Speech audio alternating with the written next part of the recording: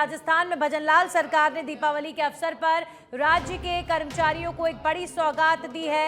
मुख्यमंत्री भजनलाल शर्मा ने राज्य कर्मचारियों को तदर्थ बोनस देने की मंजूरी दे दी है, जिससे लगभग 6 लाख कर्मचारी लाभान्वित होंगे। ये निर्णय कर्मचारियों की खुशी और उनकी मेहनत के प्रति सरकार की प्रतिबद्धता को दर्शाता है। तो बोनस की राशि 2023-24 के वित्तीय वर्ष के लिए निर्धारित की गई है। ये बोनस मुख्य रूप से उन कर्मचारियों के लिए है जो राजस्थान सिविल सेवा पुनरीक्षित वेतन नियम 2017 के पे मैट्रिक्स के पे लेवल 12 या फिर ग्रेड पे 4800 और उससे कम वेतन प्राप्त कर रहे हैं। इस तदर्थ बोनस की अधिकतम राशि 7,000 रुपये निर्धारित की गई है। ये 30 दिन की अवधि के लिए देय होगा। पिछले दिनों कर्मचारियों के संगठन ने बोनस 15,000 रुपये करने की मांग की थी, तो प्रत्येक कर्मचारी को अधिकतम 6,774 रुपये तदर्थ बोनस मिल सकेगा, जिसमें 75% राशि नगद के रूप में और 25% राशि कर्मचारियों के सामान्य प्रावधायी निधि खाते में जमा की जाएगी। इस तदर्थ बोनस के भुगतान से सरकारी खजाने पर लगभग 500 करोड़ रुपए का वित्तीय बोझ पड़ेगा।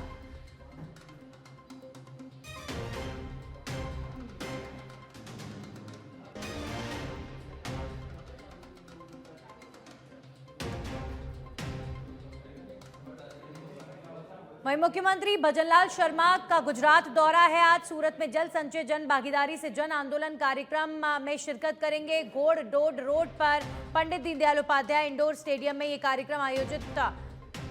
तो कार्यक्रम में शामिल होंगे सीएम भजनलाल शर्मा। शाम 6:30 बजे सूरत एयरपोर्ट से फिर नई दिल्ली पहुंचेंगे सीएम।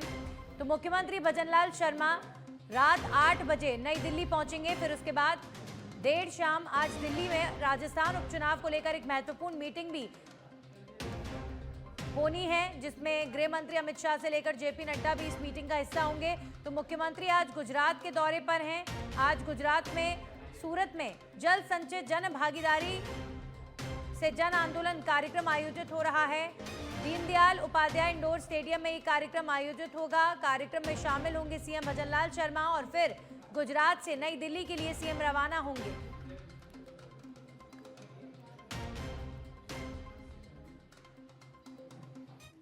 तो उपचुनाव से पहले प्रदेश बीजेपी का महामंथन सीएमआर में बीजेपी कोर कमेटी की बैठक हुई है, जिसमें मुख्यमंत्री भजनलाल शर्मा, प्रदेश प्रभारी राधा मोहन दास अग्रवाल और सह प्रभारी विजया राहटकर समेत प्रदेश अध्यक्ष मदन राठौर इस बैठक में मौजूद रहे। उप मुख्यमंत्री प्रेमचंद बैरवा और केंद्रीय मंत्री गजेंद्र सिंह शेखावत समेत पूर्व प्रदेश अध्यक्ष सीपी जोशी, वरिष्ठ नेता राजेंद्र राठौर, सांसद भागीरथ चौधरी, सांसद राजेंद्र गहलोत और पूर्व केंद्रीय मंत्री कैलाश चौधरी समेत रक्षा भंडारी इस बैठक में मौजूद रहे। केंद्रीय मंत्री भूपेंद्र यादव और सतीश पुनिया वीडियो कॉन्फ्रेंसिंग के जरिए इस बैठक में जुड़े हैं। तो आज मुख्यमंत्री आवास पर यह महत्वपूर्ण मीटिंग राजस्थान उपचुनाव को लेकर हुई है। आज राजस्थान उपचुनाव को लेकर केंद्रीय स्तर पर भी मीटिंग होनी है। शाम के वक्त में सीएम दिल्ली पहुंचेंगे और फिर उसके बाद राजस्थान के नेतृत्व के साथ केंद्र जो है वो चर्चा करेगा। यानी गृह मंत्री अमित शाह और बीजेपी के राष्ट्रीय अध्यक्ष जेपी नड्डा आज राजस्थान उपचुनाव को लेकर चर्चा करने वाले। तो उससे पहले एक मीटिंग आज राजस्थान में सीएम आवास पर हुई है। सीएमआर में भाजपा की मीटिंग हुई है और वहीं इस मीटिंग को लेकर बीजेपी का बयान भी आया है कि कांग्रेस का झूठ और भ्रम का नकाब इस उपचुनाव में उखाड़ फेंकेंगे। हरियाणा के बाद अब राजस्थान की बारी है। उपचुनाव का उद्देश्य केवल और केवल विकास की राजनीति होगा। जातिवाद से उठकर विकासवाद की ओर एक साथ बढ़ेंगे। इन तमाम विषयों पर चर्चा हुई है। उपचुनाव मुख्य मुद्दा रहा। आज सीएमआर में सीएम के नेतृत्व में राजस्थान उपचुनाव को लेकर बीजेपी के तमाम नेताओं के साथ महत्वपूर्ण बैठक आयोजित की गई।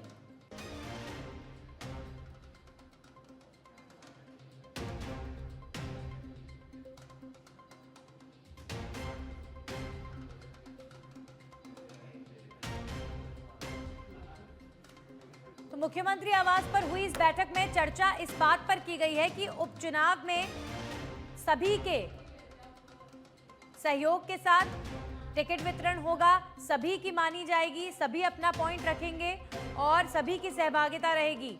जातिवाद से ज्यादा विकास की राजनीति को तवज्जो दी जाएगी।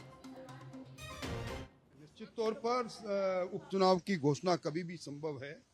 भारतीय जनता पार्टी ने पहले भी जमीनी स्तर पर अपनी तैयारियां पूरी की है। ये सारे चुनाव भारतीय जनता पार्टी सातों के साथ चुनाव जीते, इसके लिए आज कोर कमेटी बैठी है। अब कोर कमेटी की अगली बैठक दिल्ली में होगी और उस पर विचार करके हमारे संभावित उम्मीदवारों के बारे में हमने चर्चा की। ब्यूरोक्रेसी किसी सरकार की होती है, किसी पार्टी की नहीं। यही नौकरशाह कांग्रेस में भी पदों पर थे और बीजेपी में पदों पर है। नौकरशाह को पार्टी के विचार के आधार पर बांटना, पार्टी के आधार पर बांटना उचित नहीं है। ये पारदर्शी प्रशासन को रोकने का एक तरीका है, इसको मैं निंदा करता हूँ। मैं कहता हूँ कांग्रेस ने शासन छोड़े हुए 10 महीने हुए हैं। वो किस्सा कुर्सी का कांग्रेस, भ्रष्टाचार में डूबी हुई कांग्रेस और सचिवालय तक में पैसे मिल गए, वो लोग किस मुंह से बात कर रहे हैं? अभी हरियाणा की हार से उनके तमाचा लगा है और आगे। तो आज भाजपा कोर कमेटी की बैठक हुई है राजस्थान में। आज शाम को चूंकि रिपोर्ट एक तरीके से देनी है केंद्रीय नेतृत्व को राजस्थान उपचुनाव को लेकर, तो उससे पहले एक तैयारी के तौर पर इसे देखा जा सकता है। आज इस मीटिंग को लेकर हमारे सहयोगी लाल सिंह फौजदार जुड़ चुके हैं और जानकारी देंगे। लाल सिंह जी, सीएमआर में आज बीजेपी कोर कमेटी की बैठक हुई, राजस्थान उपचुनाव रहा अहम मुद्दा, और मीटिंग के अंदर खाने से क्या जानकारी आ रही है?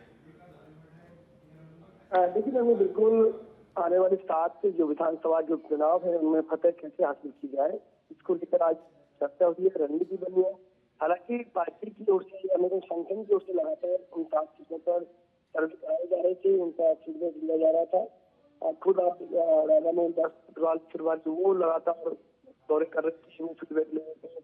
प्रदेश अध्यक्ष मदन राठौड़ और विधानसभा में सीएम भजनलाल शर्मा ने भी नविष्ठा तोली और इसके बाद आज सभी लोग बैठे हैं, क्योंकि ये जो निर्णय हुआ है वो इस आधार पर हुआ, सामूहिकता से निर्णय लिया जाएगा। और जो माहौल फिलहाल है हरियाणा चुनाव के बाद, जो एकदम भारतीय जनता पार्टी कार्यकर्ताओं में आत्मविश्वास में बढ़ोतरी हुई है, उनको लगता है कि अब हम आगे भी अच्छा प्रदर्शन कर सकते हैं। क्योंकि आपने देखा और अंदर लोकसभा चुनाव के बाद भले भारतीय जनता पार्टी जीत रही हो, लेकिन कहीं ना कहीं 400 के टारगेट के बाद पीछे रहने के बाद पार्टी का कार्यकर्ता, संगठन का कार्यकर्ता अपने आप को हतोत्साहित पा रहा था। अब हरियाणा चुनाव के बाद पूरे आत्मविश्वास से लबरेज है।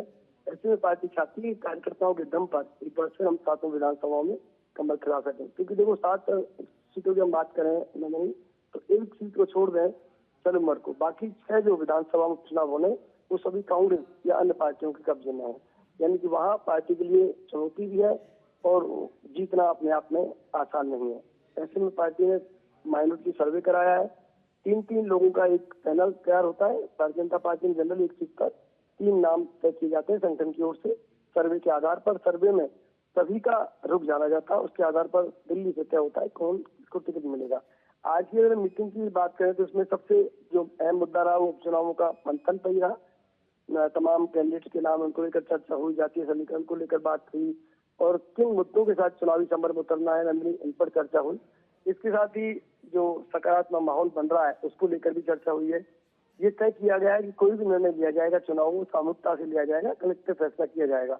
माइक्रो मैनेजमेंट पर फोकस रहेगा, क्योंकि पार्टी अब एक बात समझ गई है कि हरियाणा चुनाव में जिस तरह पार्टी का माइक्रो मैनेजमेंट सफल रहा, एक तरफ कांग्रेस का माउथ प्रचार था, माहौल था, इसके बावजूद भी बीजेपी हरियाणा में जिस तरह जीत दर्ज कर गई है वो केवल माइक्रो मैनेजमेंट और कार्यकर्ताओं के दम पर आई है। तो पार्टी उसी प्रयोग को राजस्थान में जानकारियों के लिए। तो अब बीजेपी उपचुनाव को लेकर फुल ऑन एक्शन मोड में है और यही तय किया गया है कि जो भी इन 7 सीटों पर कैंडिडेट्स होंगे वो कैंडिडेट्स सभी के सहभागिता से डिसाइड किए जाएंगे और जो राजनीति होगी वो जातिवाद की नहीं, विकास की होगी।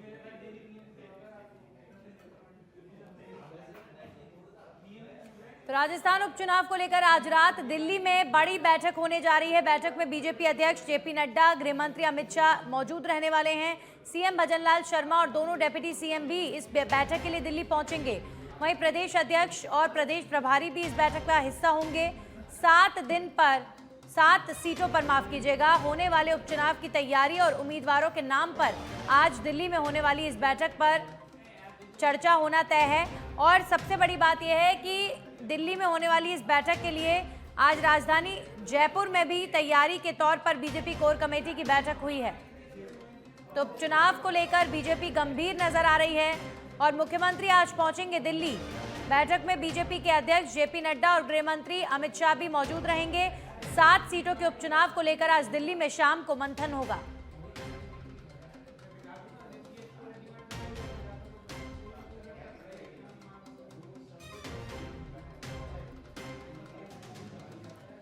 और अब खबर नीमका थाना से है। बड़ी खबर का रुख करेंगे, जहां पर जीलो गांव में बावड़ी में नहाने गए युवक की डूबने से मौत हो गई है।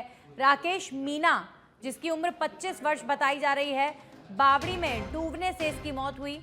डाबला थानाधिकारी राजवीर सिंह जाब्ते के साथ अभी फिलहाल मौके पर पहुंचे हैं और पूरे मामले की जांच कर रहे हैं। तो नीमका थाना की बावड़ी में नहाने गए एक युवक की डूबने से मौत हो गई है। राकेश मीना मृतक का नाम बताया जा रहा है। डाबला थानाधिकारी अब फिलहाल अपनी टीम के साथ मौके पर जांच के लिए पहुंचे हैं।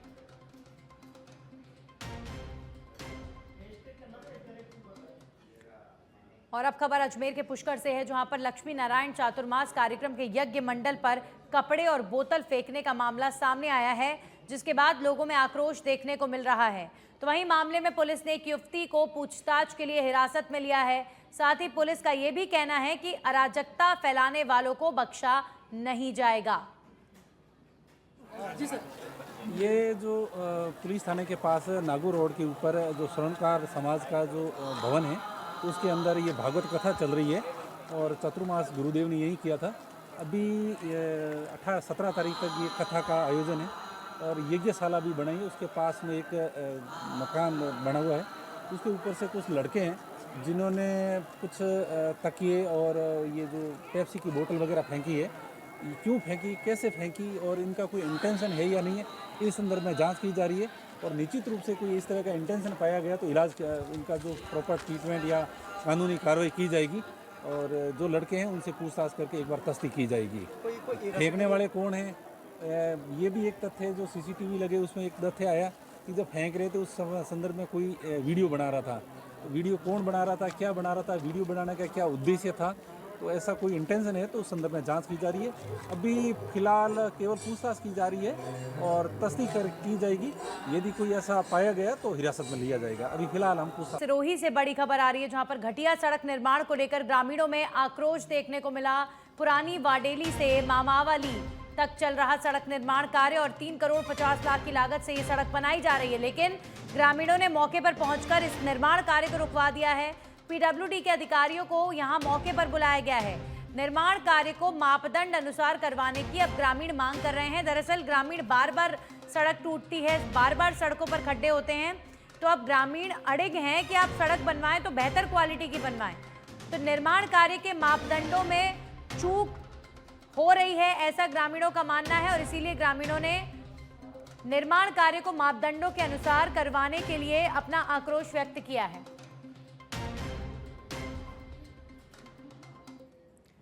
वहीं राष्ट्रीय स्वयंसेवक संघ के तत्वावधान में आरएसएस के स्थापना दिवस पर रविवार को जिंदोली में भव्य पथ संचलन आयोजित हुआ, जिसमें बड़ी संख्या में स्वयंसेवकों ने धूमधाम से पथ संचलन किया। ग्रामीणों ने रास्ते में जगह जगह पर फूल बरसाकर स्वयंसेवकों का स्वागत भी किया। तो वहीं पथ संचलन चिराग पब्लिक स्कूल से शुरू होकर गांव के मुख्य मार्गों से होते हुए बस स्टैंड से वापस चिराग स्कूल ही पहुंचा।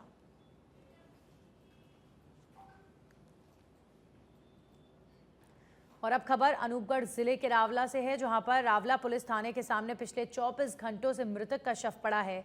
दरअसल परिजन और समाज लगातार अपनी मांगों को लेकर धरना दे रहे हैं।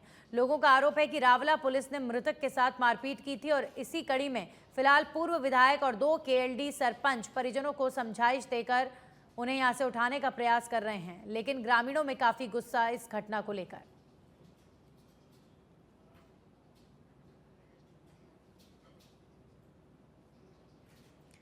वहीं डीडवाना नगर परिषद ने गलत तरीके से जारी किए गए पट्टों को लेकर डीएलबी की जांच में बड़ा खुलासा किया है। जांच कमेटी ने माना है कि नेहरू कॉलोनी में अवैध और गलत रूप से पट्टे जारी कर दिए गए हैं। वहीं जांच में नगर परिषद की सभापति रचना होलानी को भी अपने पद का दुरुपयोग करने और प्रतिकूल आचरण का आरोपी पाया गया है। इस बारे में स्वायत्त शासन विभाग ने सभापति को नोटिस जारी किया है और 7 दिन में अपना जवाब प्रस्तुत करने के निर्देश दिए हैं।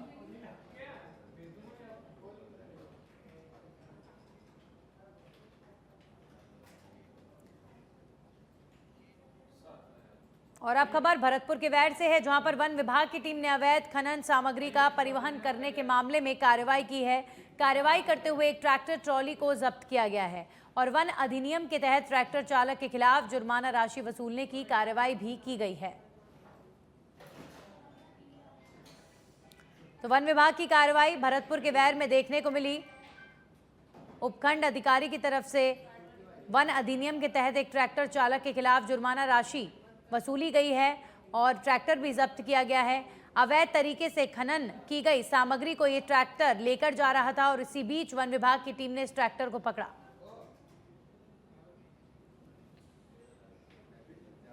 और अब खबर बूंदी जिले से, जहां पर नैनवा में रजलावता गांव में मुस्लिम समाज के शव दफनाने के स्थान पर पानी भरा हुआ है।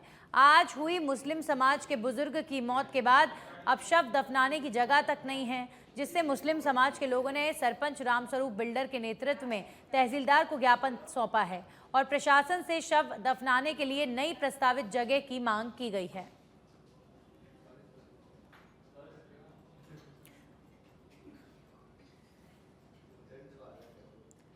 वहीं खबर अब जयपुर के जमवा रामगढ़ से है, जहां पर युवती का अपहरण कर सामूहिक दुष्कर्म करने के प्रकरण में बड़ी जानकारी आ रही है। नेता प्रतिपक्ष टीकाराम जूली जयसिंहपुरा खोर पहुंचे हैं और थाने के सामने धरना प्रदर्शन में शामिल होने पहुंचे हैं जूली। पूर्व विधायक गोपाल मीणा के साथ धरने में शामिल हुए हैं टीकाराम जूली। पीड़िता को न्याय दिलवाने की मांग को लेकर प्रदर्शन किया जा रहा है। अब ग्रामीण पिछले 2 दिनों से थाने के बाहर प्रदर्शन कर रहे थे और इसमें नेता प्रतिपक्ष टीकाराम जूली ने भी ग्रामीणों का समर्थन किया है और पीड़िता के परिजनों को पीड़िता को न्याय दिलाने की मांग की गई है। पूर्व विधायक गोपाल मीणा भी इस विरोध प्रदर्शन में परिजनों का समर्थन करने के लिए पहुंचे हैं। टीकाराम जूली भी परिवारजन जो 2 दिनों से थाने के बाहर विरोध प्रदर्शन कर रहे हैं, उनके साथ टीकाराम जूली भी इस प्रदर्शन में शामिल हो गए हैं। जयपुर के जमवा रामगढ़ में जयसिंहपुरा खोर इलाके में एक महिला के साथ गैंगरेप की घटना हुई और इस मामले को लेकर सभी आरोपियों की गिरफ्तारी हो, पीड़िता को न्याय मिले। ग्रामीण और परिजन पीड़िता के धरने पर बैठे हुए हैं थाने के सामने और अब टीकाराम जूली भी पहुंचे हैं। युवती के अपहरण के मामले को लेकर अब न्याय की मांग की जा रही है। तो नेता प्रतिपक्ष टीकाराम जूली ने भी थाने के सामने धरना प्रदर्शन किया। युवती का अपहरण कर उसके साथ सामूहिक दुष्कर्म का ये मामला बेहद गंभीर है और अब परिजन लगातार न्याय की मांग कर रहे हैं। तो टीकाराम जूली भी परिवारजनों के साथ धरने पर बैठे।